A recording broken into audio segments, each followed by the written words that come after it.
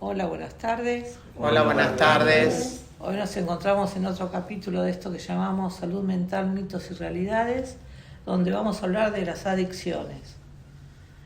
Las adicciones son enfermedades neurológicas que se caracterizan por una patología descontrolada de las... o mejor, o como distorsionada, ¿no? Como con movimientos involuntarios y todos los efectos que puede causar eso.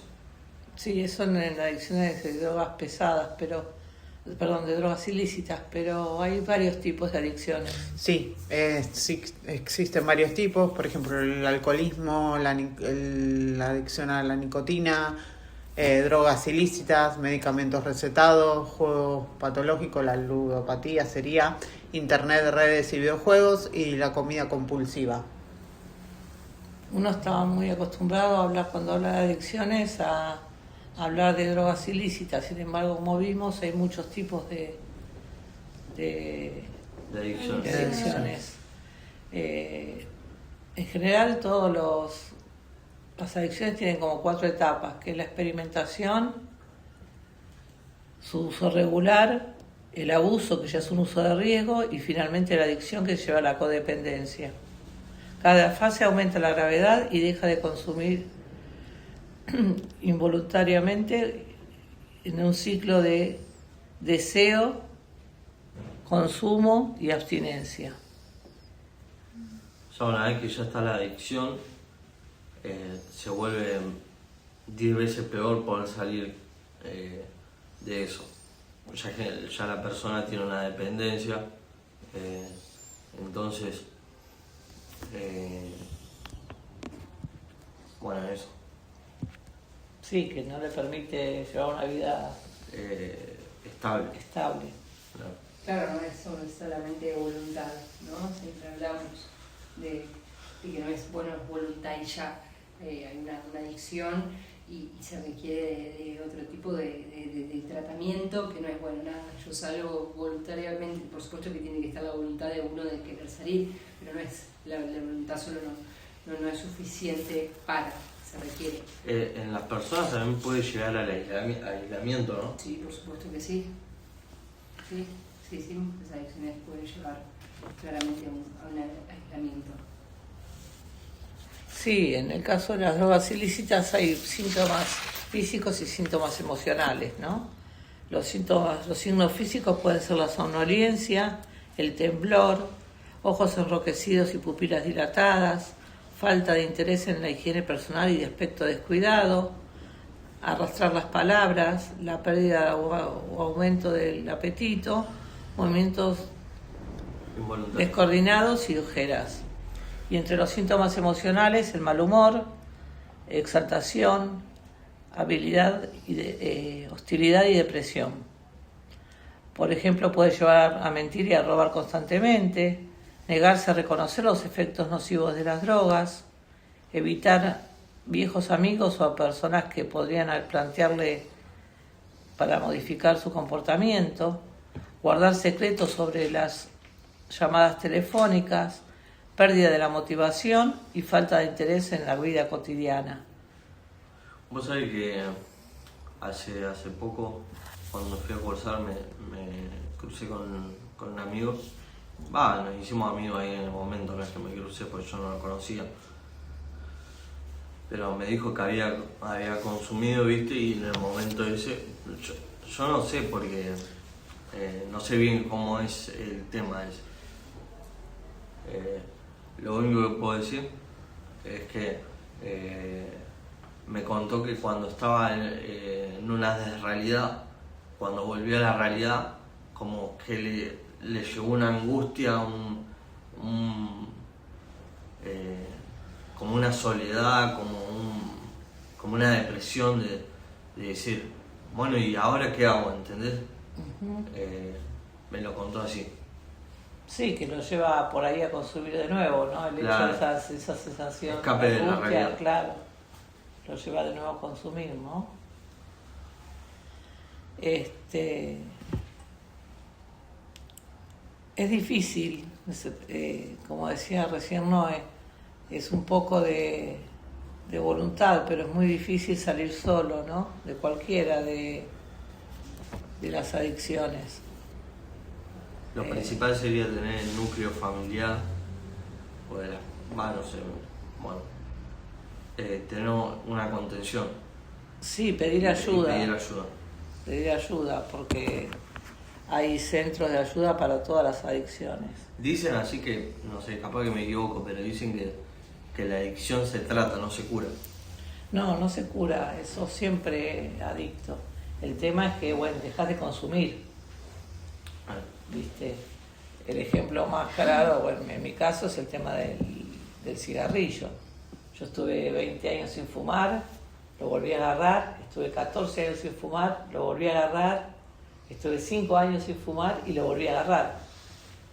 Y ahora no, me cuesta un montón dejarlo.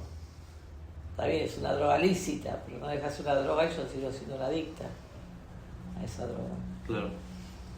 Aunque lo deje por tantos años, ¿no? Totalmente, con el alcohol también, ¿no? Que si es ilícito, genera dependencia y genera adicción. Y también muchos fármacos, ¿no? Que son para los dolores de cabeza, de la panza, esos también pueden llegar a generar adicciones, sobre todo en personas, en adultos mayores. Adultos ¿no? mayores. Antes de que le duele la cabeza ya se están tomando un IBU, digamos, ¿no? Entonces también hay dependencia a este tipo de medicamentos, que uno dice, no, bueno, no es nada, bueno, pero sí existe. Bueno, mi abuela tuvo una intoxicación por sobredosis de ibuprofeno, precisamente, porque le dolía algo y tomaba en forma descontrolada. Sí. Una persona obviamente mayor, ¿no? Totalmente. Sí, también está el tema de la marihuana, que ahora es muy común, ¿no? Total. Yo Sí. fumaba bastante en su momento y ahora hace 1 año y 3 meses que no consumo, pero era descontrolado ese tema. Y vos decís, y me prendo uno. Es muy común. Totalmente, sí. Es como que está muy normalizado ese tema. Bien. Un poco lo que estamos hablando entre todos. Vamos a escuchar la experiencia de un compañero. Bueno, la experiencia de un oyente que dice: mi experiencia es que un amigo tenía una adicción con el alcohol y las drogas, en donde esto llegó a perderse, mentía, estaba muy inconsciente en ciertas cosas, trataba de sacarlo de eso, pero no pude, ya que no se dejaba. Era tan difícil esta situación, hice todo lo que pude, pero él dejó el tratamiento y se complicó el cuadro.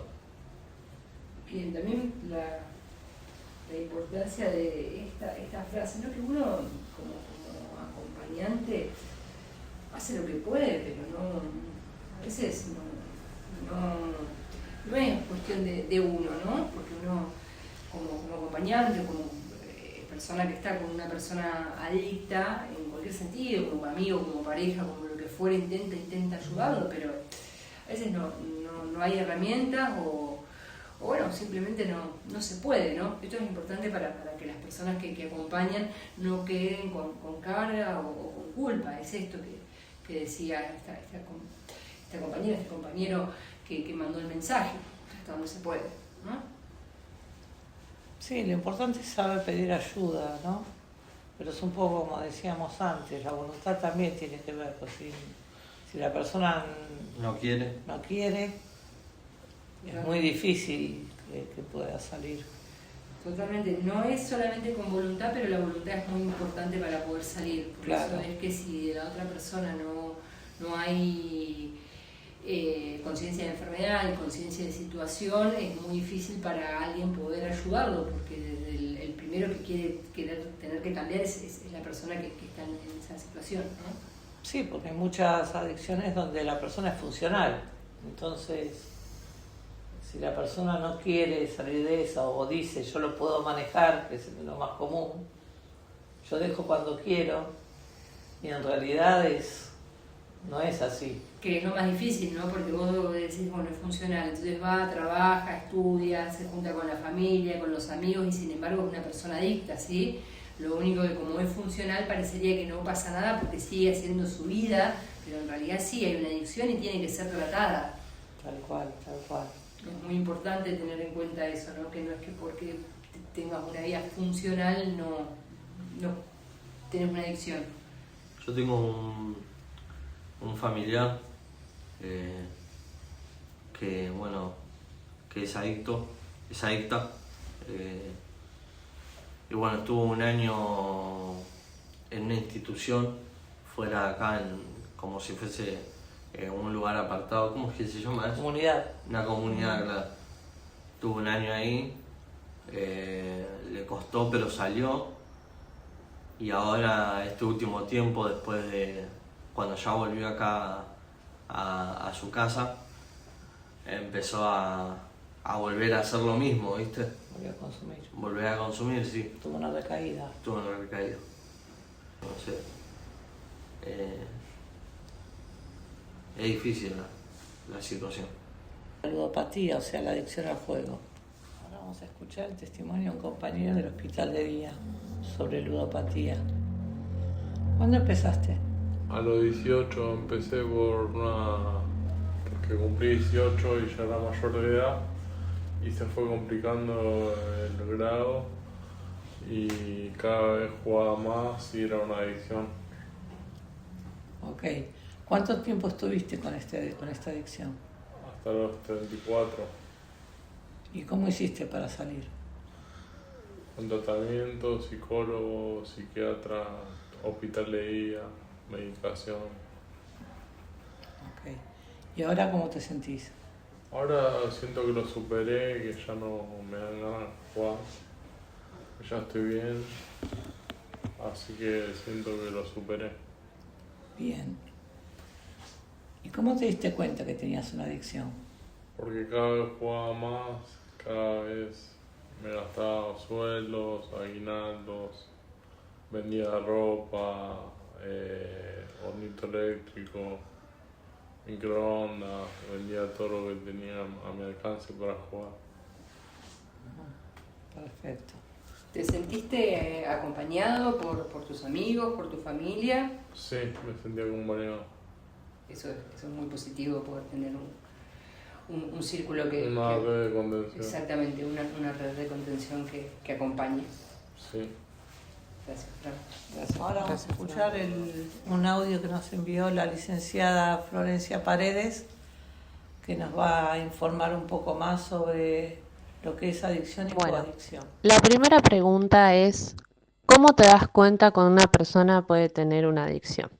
Es una pregunta bastante compleja porque a veces las adicciones no suelen ser tan evidentes sino hasta el punto más crítico de la enfermedad, a lo que comúnmente se llama tocada de fondo. Pero podemos tener algunos indicios conductuales que nos podrían dar la clave para poder detectar algún tipo de adicción. Primero, hay un cambio de conducta evidente. A veces suele suceder que aparecen muchos episodios de irritabilidad, ansiedad o mal humor que antes no aparecía. También hay abandono de algunas actividades que para la persona que padece la enfermedad eran importantes, ya sea en lo laboral, en lo académico, en los vínculos o responsabilidades. También aparece un desorden en cuanto a la rutina diaria y empieza a haber conductas que rondan alrededor de la sustancia o de la actividad que despierta la adicción. Cuando digo actividad, a veces también el juego compulsivo se vuelve una adicción que se denomina ludopatía. No solamente las adicciones van en torno a sustancias, sino también a veces a actividades como lo es el juego compulsivo, las compras, los vínculos. Hay adicciones que tienen que ver con estar en vínculos incluso sexoafectivos eh, bastante recurrentes y esporádicos que pueden llevar también a una conducta adictiva. Además de eso, eh, lo más notorio es que las personas que empiezan a tener o a desarrollar adicción tienen problemas de salud, problemas económicos, laborales o familiares, y lo que se puede ver también es que hay un intento de poder recuperar la estabilidad antes sostenida, antes de que aparezca la adicción, pero que esto falla por sí mismo porque la enfermedad vuelve a Además de aparecer. ello, otra de las herramientas para poder acompañar a un familiar con adicción es fomentar la búsqueda de ayuda, que la familia no se cargue con la responsabilidad de acompañar solos y únicamente como familia, sino también recurrir a profesionales, a un dispositivo que pueda alojar dicha adicción, dispositivos especializados. También un trabajo con psiquiatría es sumamente necesario en pacientes con adicciones. También poner límites claros. Esto quiere decir no cubrir el consumo o la actividad adictiva, porque justamente es allí donde la adicción encuentra un lugar donde instalarse, el poder marcar, poder sostener un no y poder sostener conductas que mantengan a la adicción fuera de lo que es la vida del paciente. Y también, por sobre todas las cosas, que así como la persona con adicción tiene esta patología, es importante ubicar que la adicción no solamente afecta a quien posee la enfermedad, sino también a quienes lo acompañan. Por eso es muy importante para las familias que se cuiden, que tengan sus espacios de apoyo, que puedan armar comunidad con otras familias, que también tengan pacientes con adicciones, familiares con adicción, porque es en esos espacios de comunidad donde las familias pueden encontrar apoyos. Además de ello, otra de las herramientas para poder acompañar a un familiar con adicción es fomentar la búsqueda de ayuda, que la familia no se cargue con la responsabilidad de acompañar solos y únicamente como familia, sino también recurrir a profesionales, a un dispositivo que pueda alojar dicha adicción, dispositivos especializados. También un trabajo con psiquiatría es sumamente necesario en pacientes con adicciones. También poner límites claros.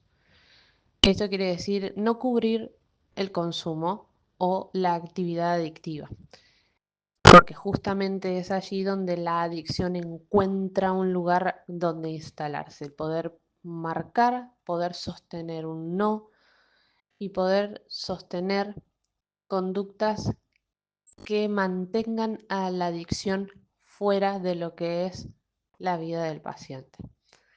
Y también, por sobre todas las cosas, que así como la persona con adicción tiene esta patología, es importante ubicar que la adicción no solamente afecta a quien posee la enfermedad, sino también a quienes lo acompañan. Por eso es muy importante para las familias que se cuiden, que tengan sus espacios de apoyo, que puedan armar comunidad con otras familias, que también tengan pacientes con adicciones, familiares con adicción, porque es en esos espacios de comunidad donde las familias pueden encontrar apoyos. ¿Todas las adicciones se tratan de la misma forma?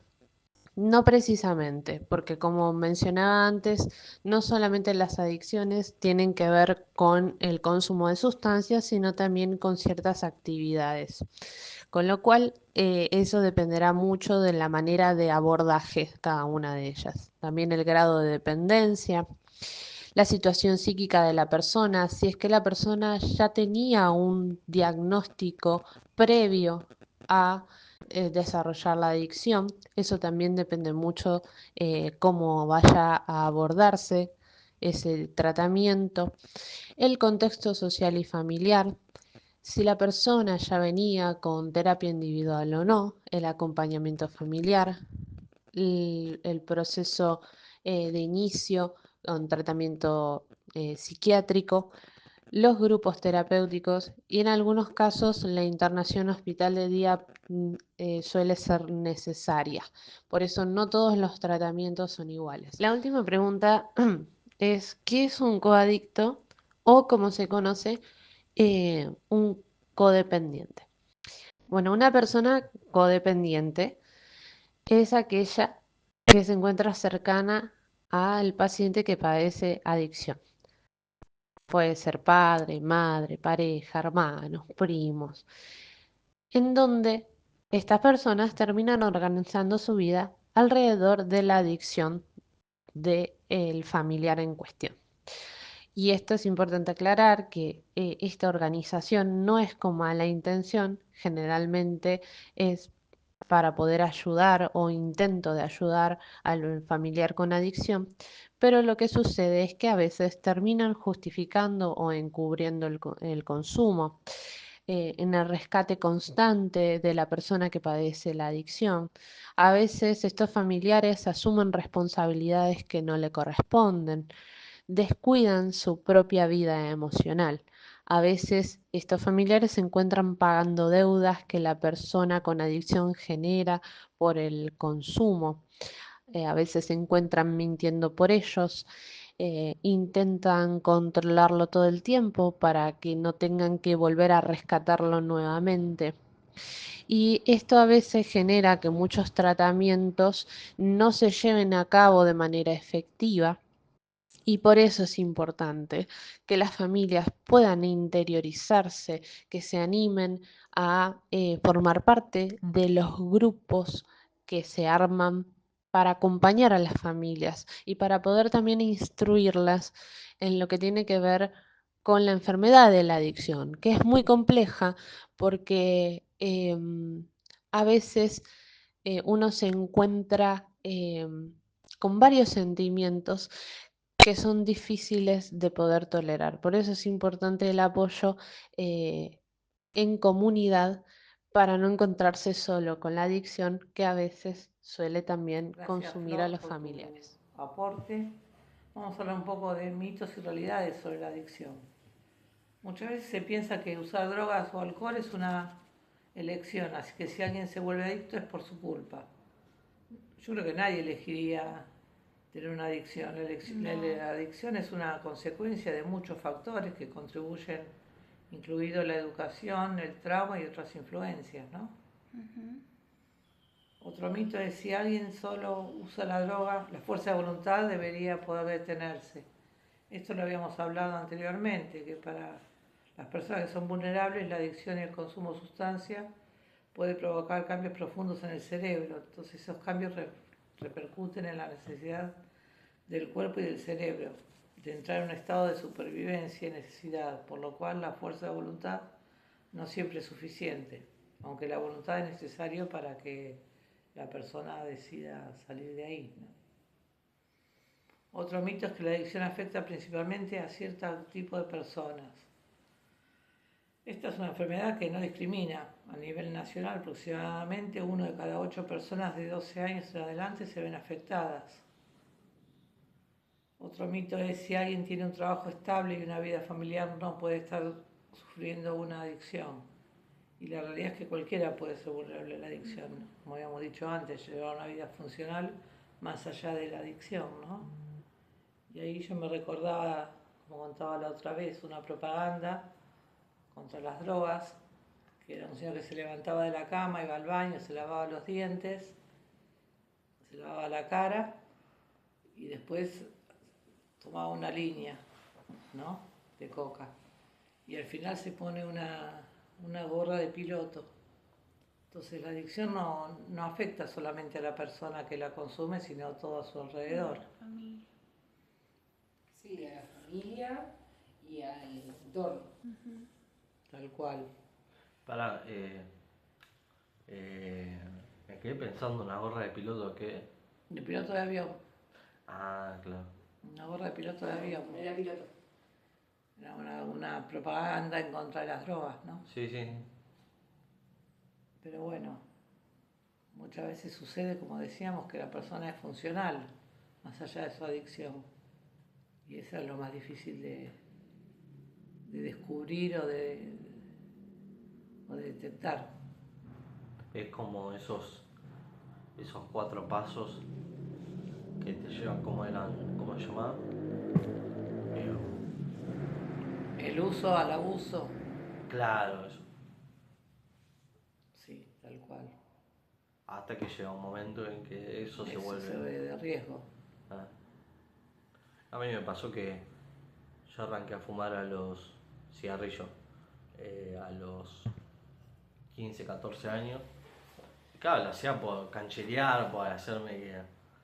Claro, estaba con mis amigos y me acuerdo que era un paquete de Philly mentolado y no me gustaba, ¿viste? Pero yo quería como aparentar, ¿viste? Y yo me acuerdo... Empieza a veces, ¿no? Sí, y yo me acuerdo que llegué a mi casa y claro, viste que te queda el olor. Sí. Me entraba a bañar y mi mamá me dice, Jorge, ¿vos estás fumando? ¿No? Y le digo, ma, así le dije, ma, la vida es una, la tengo que disfrutar. Imaginá. Salís del baño y tu hija te cacheteó. No, es reconocible. Y bueno, después con el tiempo ya se empezó a hacer un hábito, ya hoy ya lo tengo muy incorporado. Y no quiero decir que no pueda dejarlo, pero No querés dejarlo. Eso, no querés quiero dejarlo, ¿No querés dejarlo? no quiero dejarlo. ¿Les pasa a los que fuman? ¿No Sí, quieren yo dejarlo? no lo quiero dejar. Sí, O sea, es no- que cuesta mucho dejarlo. Claro, no ando, digo, bueno, dejo de fumar. No tengo esa ganas de dejar de fumar. Claro, eso es lo principal, porque si uno tiene ganas, pero ya si no hay ganas, como bueno, ya está, listo, lo van a seguir haciendo. Tal Mi cual. mi tía era fumadora de joven, hace 2 años que no fuma, Está mucho mejor. de un día para el otro, porque dijo, o sea, imagínate que ella se alquila y pagaba el alquiler y bueno, y todas esas cosas, y hizo un cálculo de cuánto gastaba con cigarrillos, ¿viste? Y dijo, no, esto no puedo seguir gastando esta plata, y de un día para el otro dejó. Eso del Así. cálculo es tremendo. Cuando empezás a calcular lo que se gasta, No, Sí, es Tal verdad. cual. igual lo dejás, pero. Porque me imagino que un montón de gente calculará y dirá, cuánto aumentó, cuánto esto, y sin Sí, embargo, No, algunos de- se compran cigarrillos los más baratos que hay. Sí, de O hecho sea, en los el actos. adictivo- Claro, el que ya es adicto al cigarrillo fuma cualquier cosa. Ya. Tal cual. Y en los atados de cigarrillo hay un 0800 para dejar de fumar. no, terrible. Sí, es creo que verdad. nunca nadie lo ha llamado. Habría que ver. Habría Es que contradictorio encima. Bueno, eso para entrar más en profundidad igual es Sí. una cuestión de la industria. Totalmente, no. otros debates. Otros debates, otro tema, dijo. Bien, ¿y qué otros mitos y realidades tienen o pueden contarles? Que todas las drogas generan dependencia y en realidad son algunas drogas. Eso lo hemos hablado en otros capítulos también, que las drogas psiquiátricas, los medicamentos psiquiátricos que tomamos nos generan adicciones, Sí. que es un gran mito ese. Y Muy importante de poder decirlo. ujú. Y como dijimos antes, que no es una elección, uno no elige, es una enfermedad muy compleja que afecta tanto al cerebro, al comportamiento y a las emociones. Nadie elige ser adicto, como nadie puede elegir enfermarse. Bien.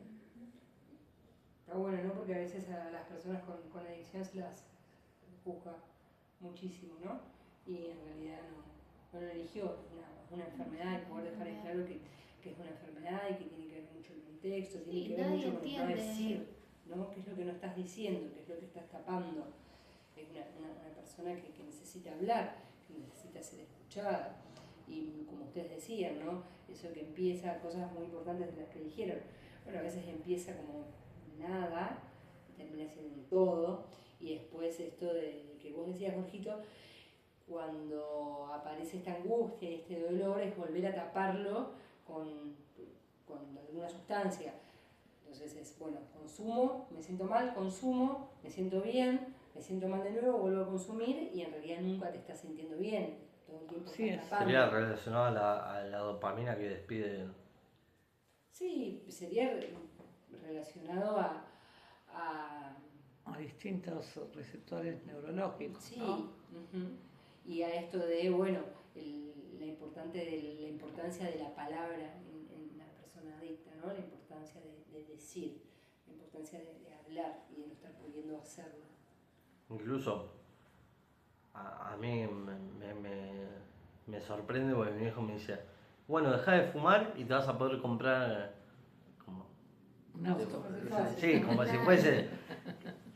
Está bien, o sea, él obviamente no quiere no quiere que siga fumando, porque es dañino, obvio, y porque aparte se genera un gasto, pero como que de su lugar lo dice tan fácil que... Tal cual, tal cual. Así que bueno,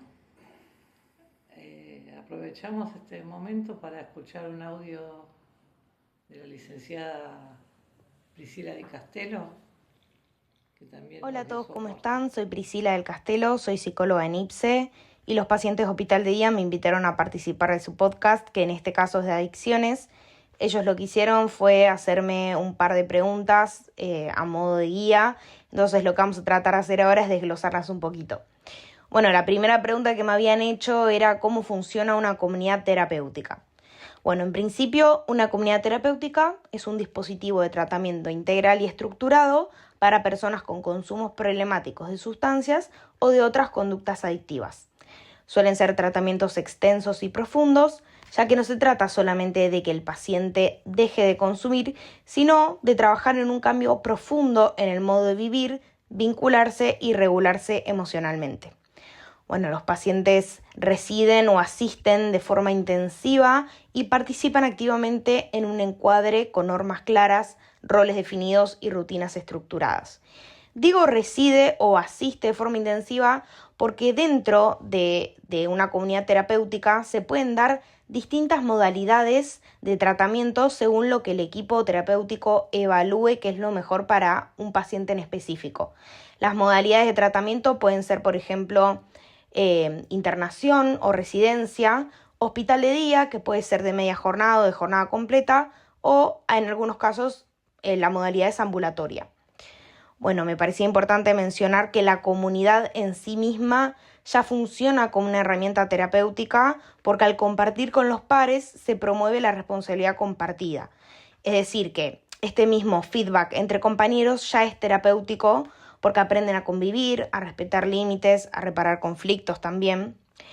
Bueno, también otra cosa importante de las comunidades es, como dije antes, se suele trabajar con estructuras y límites bien claros, horarios estables, normas explícitas y consecuencias claras y previsibles.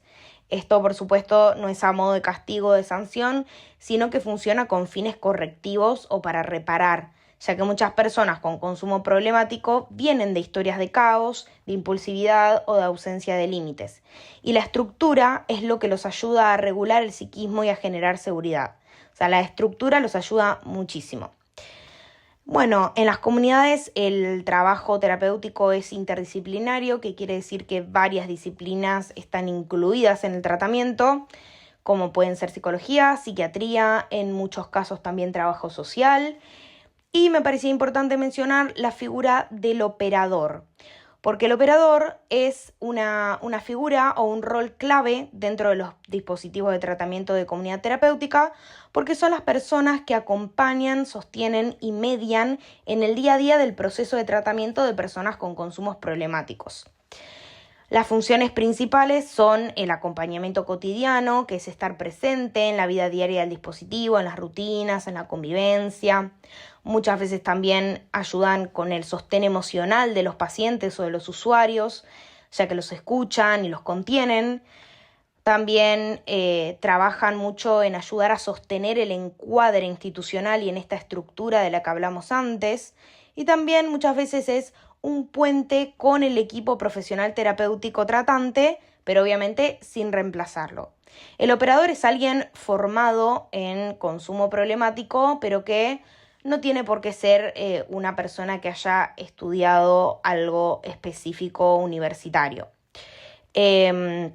Otra cosa importante a mencionar es que el abordaje en las comunidades terapéuticas suele darse no solamente en el consumo, sino también en la persona en sí.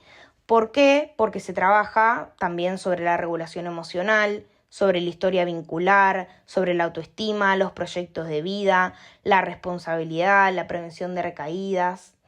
Y es importante entender que esto es un proceso gradual y personalizado. Personalizado quiere decir que el tratamiento no es igual para todos. Se va evaluando, por ejemplo, las comorbilidades, la red de apoyo que tenga o no ese paciente, el momento subjetivo de cada persona, etc. Bueno, otra cosa importante a mencionar sobre las comunidades terapéuticas es que el objetivo no es que esa persona dependa de la comunidad, sino que pueda recuperar autonomía, reinsertarse social y laboralmente, construir vínculos más saludables, encontrar nuevas maneras y maneras saludables de regularse emocionalmente, sostener la abstinencia, bueno, entre muchos otros objetivos, ¿no? Un poco esa era la primera pregunta. La segunda pregunta que me hicieron, y que es una de las más frecuentes, es si el tratamiento de las adicciones dura toda la vida. En realidad, la respuesta es no necesariamente, pero el cuidado sí es a largo plazo. Entonces, ¿por qué hablamos de proceso y no de cura definitiva? Esto es porque la adicción no desaparece o no se cura como una infección, sino que implica cambios duraderos en el cerebro, en el aprendizaje y en la forma de responder al malestar. Desde lo biológico, por ejemplo, la adicción produce modificaciones estables en los circuitos de recompensa, de motivación y de control inhibitorio. Esto quiere decir que, aunque la persona deje de consumir, el cerebro conserva una especie de memoria del efecto de la sustancia o de la conducta adictiva. Y es por esto que, ante ciertos estímulos, como por ejemplo el estrés, emociones intensas o contextos invalidantes, etc., esto puede reactivarse y es por esto la importancia del cuidado a largo plazo. Además, muchas veces la adicción es utilizada como una estrategia para regular las emociones y para aliviar el malestar. Este aprendizaje que tienen estas personas con consumo problemático no se borra de un día para el otro. Entonces, se trabaja mucho en que la persona pueda lograr incorporar nuevas formas más saludables de manejar lo que siente. Y este reemplazo, obviamente, lleva mucho tiempo, práctica, acompañamiento, y es por esto que se habla de proceso. Además, la adicción suele desarrollarse en contextos de vulnerabilidad emocional, de estrés crónico o de dificultades vinculares, y esto no es algo aislado de la vida de la persona. Entonces, a medida que cambian las etapas vitales, los vínculos o las exigencias, también van cambiando los riesgos, ¿no? Y es por esto que el cuidado necesita ser sostenido en el tiempo. Entonces, si bien hay muchas personas que logran remisiones prolongadas y una buena calidad de vida, el riesgo nunca es cero, y es por esto que el objetivo no es curar para siempre, sino aprender a convivir con la vulnerabilidad, de reconocer las señales de alarma, sostener recursos de cuidado. Entonces, la respuesta más precisa a si se cura o no es: no se cura como una infección, pero sí se puede recuperar, llevar una vida plena, estable y sin consumo. Pero no hablamos justamente de cura definitiva porque no se cura como si fuera una infección y además el cerebro recuerda el circuito adictivo incluso después de años ante ciertos desencadenantes como el estrés intenso, duelos, traumas. Entonces el riesgo puede reaparecer. Otra de las preguntas que me hicieron los pacientes de hospital de día es cómo ayudar a una persona con una adicción. Bueno, en principio me gustaría decir cómo no ayudarla y qué no es ayudar. Bueno, ayudar no es mentir por esa persona, no es justificar sus conductas, no es resolver las consecuencias del consumo, no es salvarla ni es controlarla. Porque la evidencia muestra que la sobreprotección y el encubrimiento sostienen el problema. ¿Cómo sí se puede ayudar a una persona que está teniendo una problemática de consumo? Promoviendo y motivando al acceso a tratamiento profesional, es decir, acompañar a la persona, pedir ayuda, informarse sobre las distintas opciones de tratamiento y sostener el proceso sí es ayudar. Además, otra clave es ayudarse y cuidarse a uno mismo. Y también aceptar que el proceso no es lineal, que las recaídas, por ejemplo, pueden ocurrir y que no significa fracaso. Lo importante es detectarlas, volver a pedir ayuda y no abandonar el tratamiento. Además, también los pacientes de hospital de día me pidieron que dijera algunos mitos sobre las adicciones. El primero que se me viene a la mente es que la persona con adicción no cambia porque no quiere.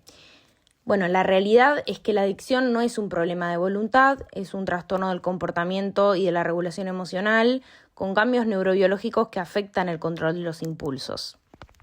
Otro mito que se tiene sobre las adicciones es que hay que tocar fondo para poder cambiar. Y la realidad es que esperar ese fondo empeora el pronóstico, ya que sabemos que las intervenciones tempranas tienen mejores resultados y menos daños asociados. Otro mito es, por ejemplo, también que las comunidades terapéuticas son castigo o son encierro, y la realidad obviamente no es esa, sino que las comunidades terapéuticas son dispositivos clínicos estructurados, indicados en casos de consumo, con trabajo interdisciplinario y objetivos terapéuticos claros.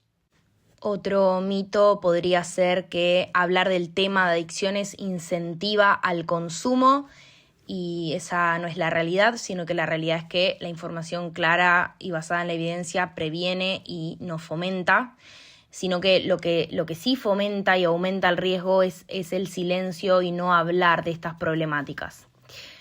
Otro mito que se me ocurre es, mientras esa persona trabaje o estudie, no tiene una adicción. Y la realidad es que existe el consumo problemático funcional, ¿sí? O sea, muchas personas mantienen su trabajo, sus estudios, la familia, mientras el consumo ya cumple criterios clínicos de trastorno. Entonces, el deterioro no siempre es inmediato ni visible, pero eso no significa que no exista la problemática. Otro mito podría ser que si esa persona deja la sustancia o la conducta adictiva, el problema ya está resuelto.